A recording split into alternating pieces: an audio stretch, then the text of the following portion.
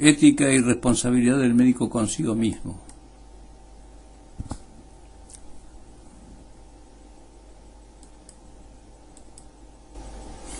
Guardo como recuerdo de mi práctica profesional la vez que vino a mi consulta un reconocido cirujano traumatólogo de Rosario, de la provincia de Santa Fe.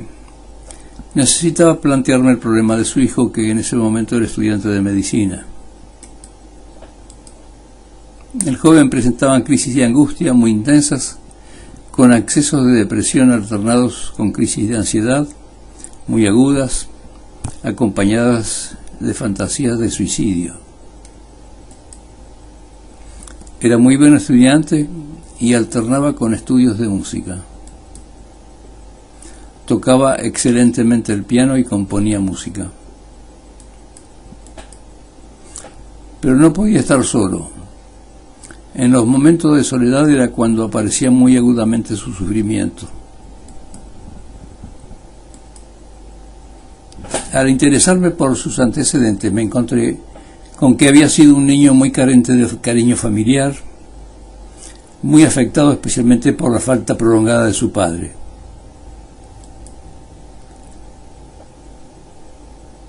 Había necesitado fuertemente un muy buen contacto paternal, pero el doctor estaba siempre ausente, entregado a sus pacientes.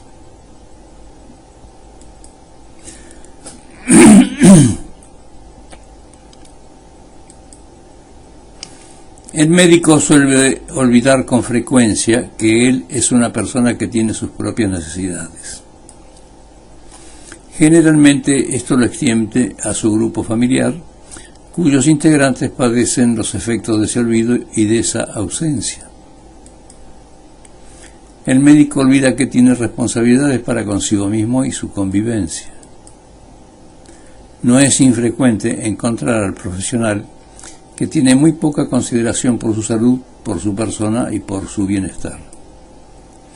Un hecho que favorece este acontecer son las condiciones laborales que ofrecen las empresas médicas y las obras sociales, que lo obligan a cumplir una excesiva cantidad de horas de trabajo con una intensa acumulación semanal.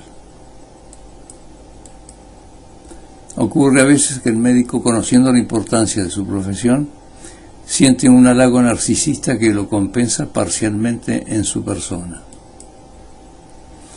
Pero los familiares suelen estar ajenos a esa compensación narcisista y sufren las consecuencias.